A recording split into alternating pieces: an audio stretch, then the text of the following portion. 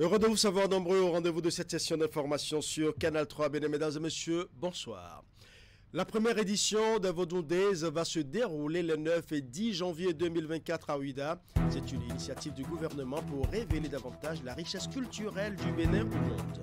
En prélude donc aux festivités, le ministre du Tourisme, de la Culture et des Arts a animé une conférence de presse ce jeudi, occasion pour Jean-Michel Abimbola de dévoiler les activités du programme et apporter un certain nombre de clarifications relatives à cette initiative. Les détails dans un instant.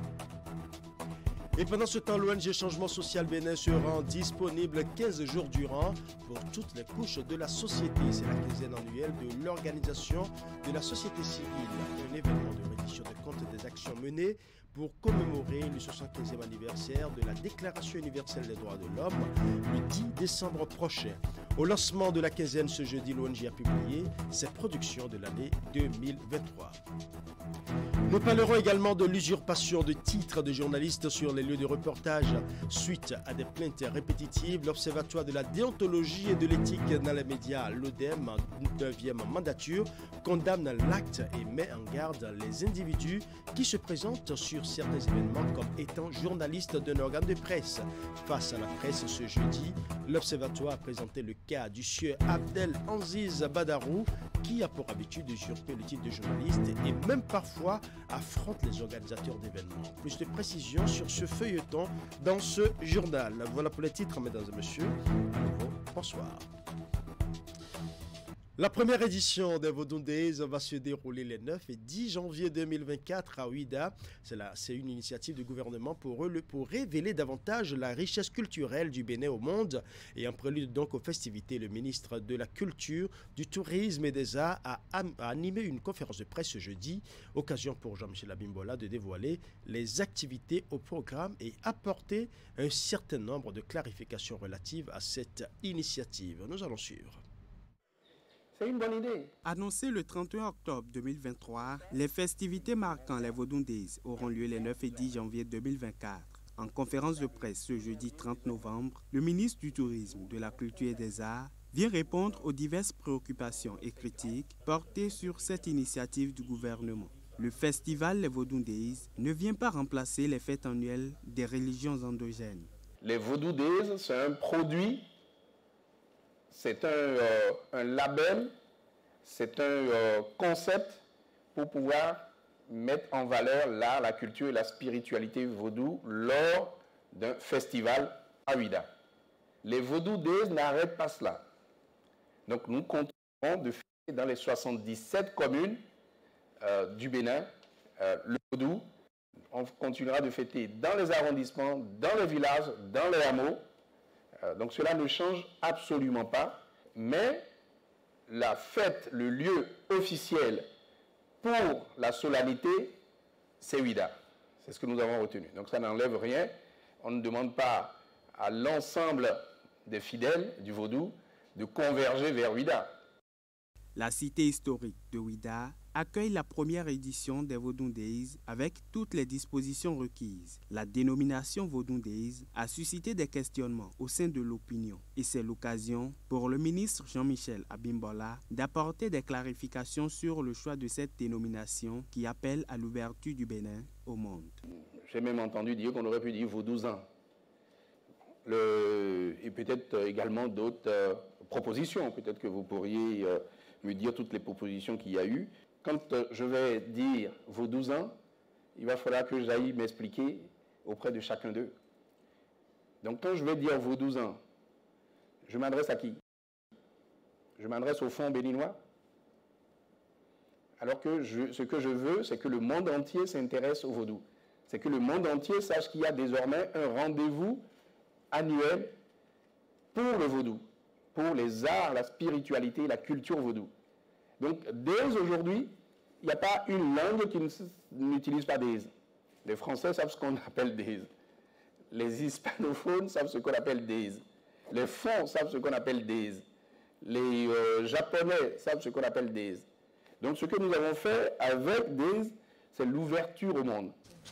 Pendant 2 jours, c'est un programme alléchant qui est élaboré pour révéler le Bénin à travers son art, sa culture et sa spiritualité. Au programme, les animations des places et couvents vaudous, le village des Vaudoundés avec ses nombreux stands d'artisanat, de restauration et d'animation, la scène artistique et le cérémonial du 10 janvier en présence des hauts dignitaires avec la parade rituelle de la sortie des couvents des fidèles vaudous. Tout se met en place avec le comité du rite vaudou pour la réussite de cette première édition des Vaudoundés. Usurpation de titres de journalistes sur les lieux de reportage suite à des plaintes répétitives. L'Observatoire de la déontologie et de l'éthique dans les médias condamne l'acte et met en garde les individus qui se présentent sur certains événements comme étant journalistes d'un organe de presse. Face à la presse ce jeudi 30 novembre 2023, l'ODEM a présenté le cas du sieur Abdelaziz Badarou qui a pour habitude d'usurper le titre de journaliste et même parfois affronte les organisateurs d'événements. En tout état de cause, l'ODEM rassure qu'une traque sera bientôt enclenchée contre ces usurpateurs de titres de journalistes. Nous allons suivre ici les propos du vice-président de l'ODEM, Firmin Bekan. Il nous revient de façon insistante à l'Observatoire de la déontologie et de l'éthique dans les médias ODEM des comportements et des attitudes peu recommandables de personnes étrangères à la Corporation des journalistes du Bénin, mais qui utilisent injustement le titre sur les lieux de reportages et de manifestations diverses. C'est ainsi qu'elles se font passer pour des journalistes de différents organes suivant les lieux et les jours et escroquent les organisateurs. Le cas le plus récurrent pour lequel l'ODEM est même intervenu le 7 novembre 2023 reste celui du sieur Abdelaziz Badarou. Je dis bien Abdelaziz Badarou. Convoyé au siège de l'ODEM après une plainte d'atteinte à l'honorabilité du métier de journalisme, suite à une vive altercation au Palais des Congrès de Cotonou avec 9 autres personnes, dont quelques journalistes détenteurs de la carte nationale de presse, l'intéressé a reconnu qu'il n'est pas journaliste et qu'il admet faire une usurpation de titre pour décrocher des marchés de communication. Ainsi, a-t-il exhibé une carte de presse fabriquée de ses mains au nom d'un organe fictif, Le Point, nullement reconnu des listes officielles de la HAC. Sensibilisé, l'intéressé n'a pas cessé ses pratiques. Pas plus tard que le vendredi 23 novembre dernier, la même scène s'est reproduite au Palais des Congrès à l'occasion d'une manifestation publique. Ces comportements jettent de l'opprobre sur l'ensemble de la corporation et ne sauraient être tolérés plus longtemps. C'est pourquoi l'ODEM passe par cette voie pour condamner publiquement les agissements de M. Abdelaziz Badarou ainsi que ces nombreuses personnes inscrites dans la même logique et dont les agissements ternissent l'image de la presse béninoise. Nous tenons à rappeler que l'usurpation de titres est condamnée non seulement par le Code de déontologie et de l'éthique de la presse, mais aussi et surtout par les lois de la République. En conséquence, les organisateurs des manifestations sont invités à prendre toutes les dispositions idoines pour sécuriser leurs activités et dénoncer aux instances de régulation et d'autorégulation les usurpateurs de titres. En tout état de cause, l'ODEM mettra en place un dispositif de veille pour traquer tous ces mercenaires de la plume et les extirper de l'espace public. L'Observatoire renouvelle son engagement à jouer pleinement sa partition pour contribuer à l'assainissement de l'environnement médiatique au Bénin.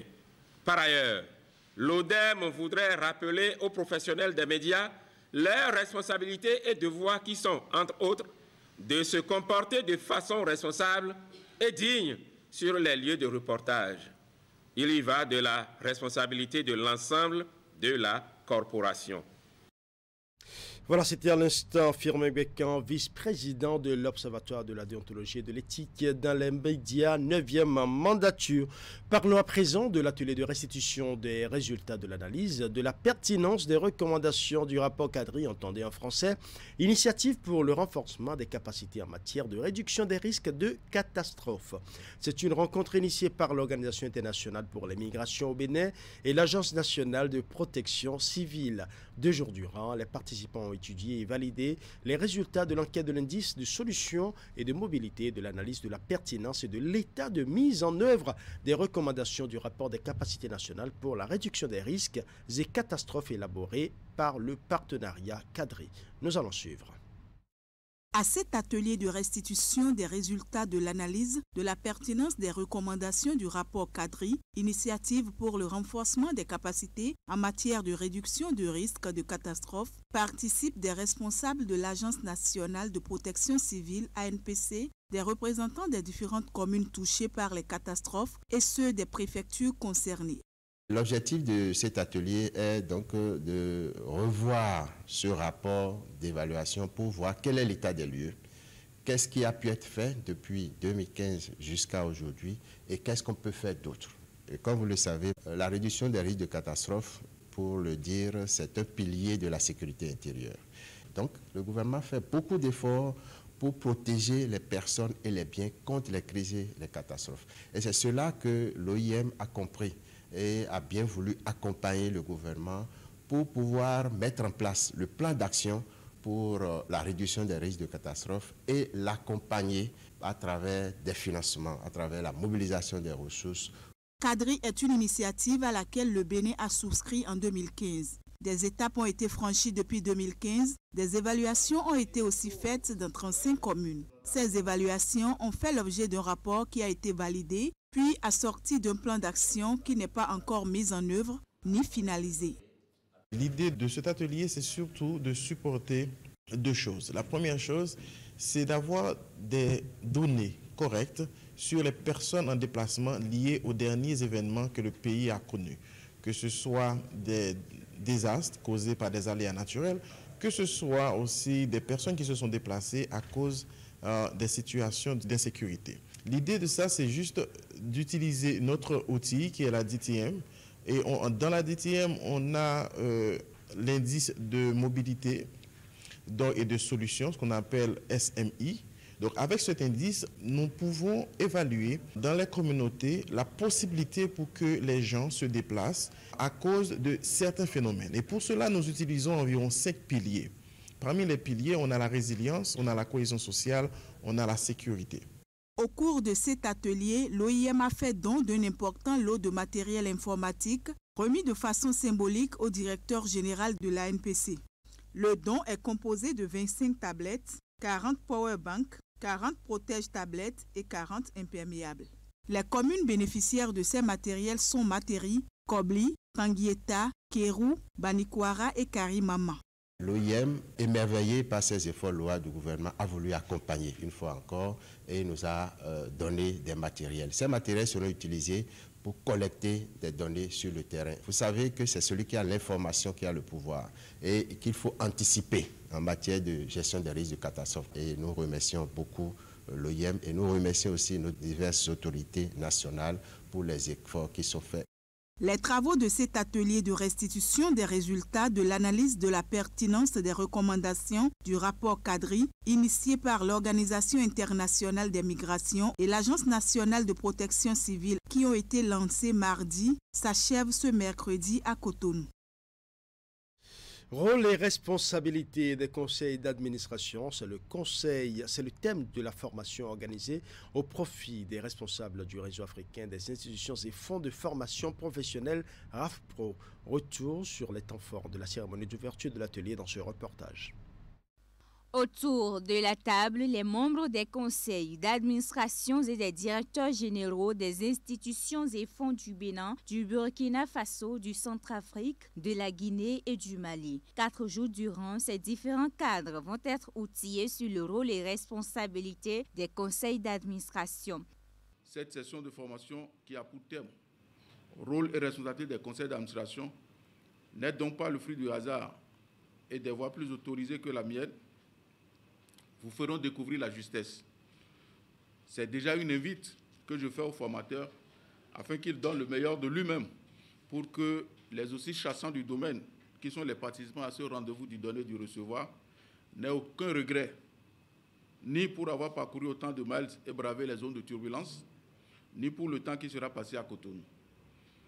Quand bien même il n'y a pas de mauvaise formation parce que la culture est ce qui reste quand on a tout oublié, le déplacement de Cotonou ne sera pas fait sans rien en matière d'acquisition de connaissances. Aujourd'hui, à travers RAFPRO, nous vous offrons cette opportunité d'ajouter un plus sur ce que vous avez l'habitude de faire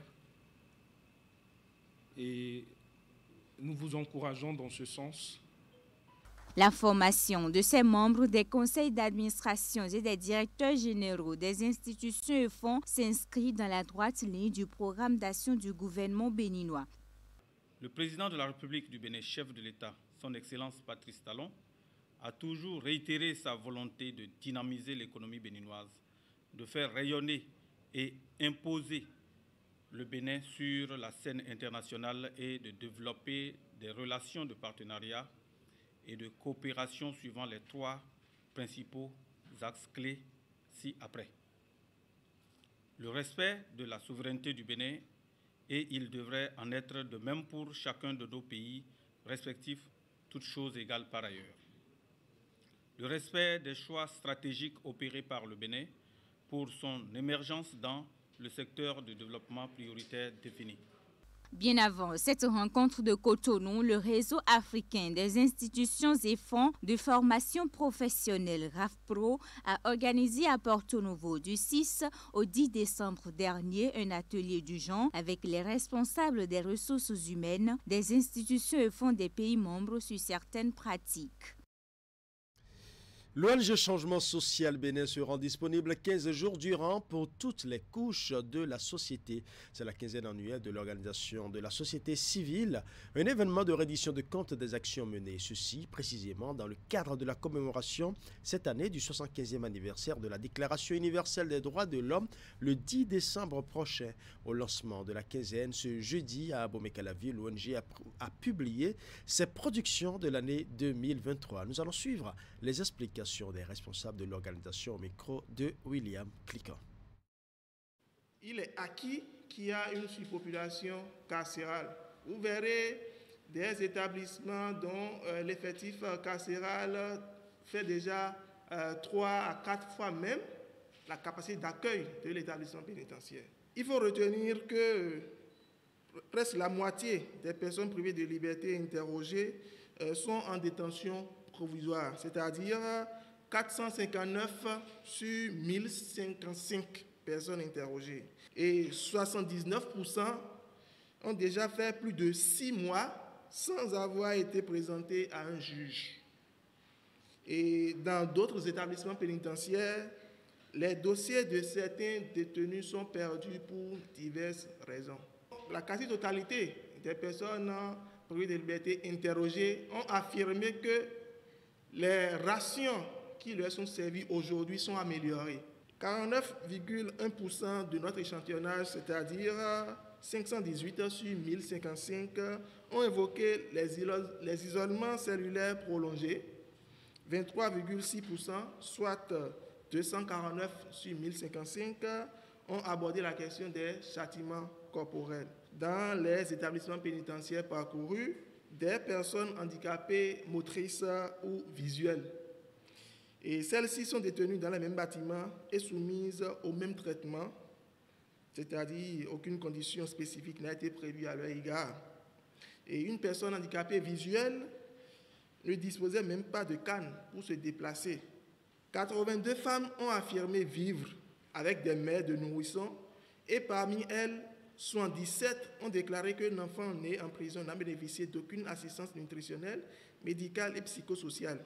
On note que plus de la moitié, soit 62% des 1055 détenus interrogés, reçoivent difficilement la visite de leurs proches, et ce, pour la raison majeure qu'est la suspension des visites. Suspension des visites qui a trouvé comme mode alternatif maintenant la remise de vivres. Nous avons quand même noté une certaine forme de corruption active ou passive à travers cette situation de suspension des visites. Le personnel pénitentiaire même a proposé, a suggéré comme recommandation de lever la mesure de suspension des visites. En 2023, nous avons aussi travaillé dans le cadre de l'examen périodique universel du Bénin. À la session d'adoption des recommandations le 7 juillet 2023, nous sommes passés de 224 recommandations acceptées à 234 recommandations acceptées. Donc, le plaidoyer fait par le groupe de travail durant la session d'examen et la session d'adoption, c'est que ça a permis au gouvernement de rester flexible sur sa position et de s'ouvrir à 10 nouvelles recommandations. Ce qui fait qu'au total, sur 258 recommandations formulées, le Bénin a accepté 234. La question, par exemple, de la suspension du droit de visite du milieu carcéral, nous sommes déjà comme ça en train de lancer le plaidoyer et à la faveur donc, de cette quinzaine. Nous avons à cœur ces 15 jours de nous rendre disponibles, c'est-à-dire tous travaux cessants au sein du gouvernement social bénin pour vraiment, d'une part, rendre accessible le contenu acquis de droit et aussi nous rendre disponibles pour être en plaidoyer jusqu'au 10 décembre 2023.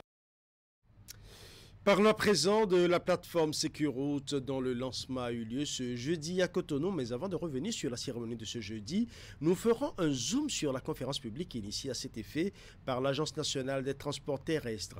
Elle a été l'occasion de présenter le programme aux différents acteurs du secteur des transports de la ville de Boïcon. Cette étape fait suite à celle de Parakou. Les échanges ont été présidés par le directeur général de l'ANAT. C'est une plateforme qui vise à renforcer le respect des obligations des usagers de la route. Reportage. D'envergure nationale, le programme est financé par le gouvernement du Bénin dans le but de renforcer la sécurité routière.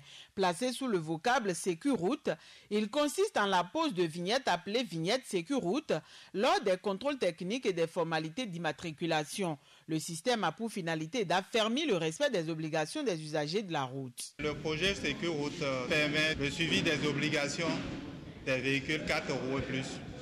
Ce projet facilite à l'État d'avoir des statistiques sur l'évolution du parc automobile au Bénin. Pendant les contrôles de la police républicaine, il suffit aux policiers de lire la vignette qui est déjà collée à la partie inférieure droite de la voiture et la lecture de cette vignette lui donne les informations sur le véhicule et sur le propriétaire du véhicule. Accessible en ligne par tous les usagers, la plateforme est utilisée par l'Agence nationale des transports terrestres, le Centre national de sécurité routière et la police républicaine et bien d'autres structures. À Boïcon, face aux divers acteurs du secteur du transport et autres, l'équipe de l'ANAT a procédé à la présentation du projet, du contexte aux avantages en passant par sa mise en place ainsi que les acteurs impliqués. Rien n'a été occulté. C'est une solution de la veille et de prévention des dommages humains et matériels qui consiste tout d'abord à la fiabilisation des données du parc automobile circulant par la pose de vignettes appelées vignettes Sécuroute.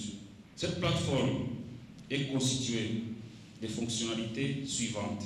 La consultation du registre des véhicules ou bien la base des données du véhicule et le suivi de conformité en ligne par les usagers, la police républicaine lors des contrôles, le CNSR, le Centre national de sécurité routière et la NAT.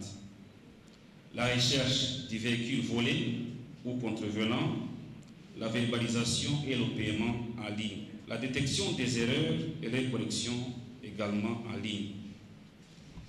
Ce système dispose des fonctionnalités d'aide à la décision et aussi des rapports. Il est accessible en ligne par les usagers de la route et permet de renforcer la transparence et la confiance entre les usagers et les agents de l'État lors de conformité lors de contrôle de conformité. La présentation terminée, l'assistance a aussi eu droit à la parole tout en saluant l'initiative. Les participants ont également posé des questions. À leurs inquiétudes et interrogations, la délégation de l'ANAT a apporté des éclaircissements. Cette conférence publique s'est achevée sur une note de satisfaction des organisateurs qui ont une fois encore rassuré le public de leur disponibilité ainsi que leur engagement à travailler davantage pour leur sécurité sur les axes routiers. Alors à présent, l'université de Parakou qui vient d'enregistrer 4 nouveaux professeurs agrégés en sciences économiques et de gestion. Ils ont passé avec succès la 21e session du concours d'agrégation des sciences juridiques, politiques et économiques et de gestion du Conseil africain et malgache de l'enseignement supérieur CAMES. Ils ont été présentés à la communauté estudiantine ce lundi à la faveur de la cérémonie des couleurs, ceci en présence du recteur de l'université de Parakou. Reportage. 4 nouveaux maîtres de conférences agrégés à la faculté des sciences économiques et de gestion de l'université de Parakou. Ils ont passé avec brio la 21e session du concours d'agrégation des sciences juridiques et politiques, économiques et de gestion du Conseil africain et malgache des enseignements supérieurs CAMES. Il s'agit de Draman Abdoulaye, Louis Tekmanzo, Ruben Avala et Fanilat Baba Daouda. 2 hommes titulaires d'une agrégation en sciences de gestion et en économie. Ces nouveaux professeurs ont été présentés aux membres de l'équipe électorale et à leurs collègues au cours de la cérémonie des couleurs de ce lundi dans l'enceinte du campus de l'université de Parakou. Ceux 10 candidats présentés, ce sont ces 4 lauréats qui ont pu tirer leur épingle du jeu, dont une seule femme qui est d'ailleurs la seule au plan national. Un résultat qui place l'université de Parakou au 9e rang sur les 36 universités candidates à ce concours. Nous les félicitons en votre nom, que ce soit la voie longue ou la voie courte. Ce n'est pas un jeu d'enfant. Et quand les collègues finissent ce parcours, il faut leur reconnaître donc leur mérite. Donc en votre nom, nous leur disons félicitations. Grâce à leurs résultats, l'université de Parakou se retrouve dans le classement 9e ex-aequo sur les 36 universités qui étaient candidates. C'est sûr que d'année en année, avec les exigences plus rudes, et je suis sûr que dans 2 ans, nous aurons 100% de réussite. La qualité d'une université dépend aussi des ressources humaines qui l'animent. Et quand on parle de ressources humaines, c'est d'abord les enseignants. Lorsque vous avez la chance d'avoir pour une même année 4 professeurs agrégés, je crois que c'est un bon potentiel qui permettra d'améliorer la qualité des enseignements, de faire de la recherche et puis d'aller également à la recherche de partenariats scientifiques pour un meilleur rayonnement de notre université. Les lauréats pendant ce temps se réjouissent de l'aboutissement heureux de ce processus qui, selon eux, a été rendu possible grâce à leur engagement et leur détermination. C'est une grande joie, c'est un sentiment de fierté. Et cela n'a été possible que grâce à une grande détermination et un travail ardu, un travail méthodique. Les défis qui s'annoncent devant nous sont très grands. Et nous devons amener nos collègues, y compris nous-mêmes, à élever le niveau de nos recherches pour que, comme le disait tout à l'heure le recteur, l'université de Parakou soit classée parmi les meilleures d'Afrique et également au niveau international. Ça fait un grand honneur et ça nous ramène aussi à une grande humilité. Ce n'est pas parce que nous sommes exceptionnellement différentes que nous sommes arrivés. On dira que la nature nous a juste gâtés. Cette distinction implique de nouveaux défis à relever en matière de recherche et d'enseignement de qualité aussi bien dans leur faculté que dans toutes les autres entités où leur expérience semble être utile. Voilà, ce sera tout pour ce journal. Merci pour votre aimable attention. Bonne soirée à tous.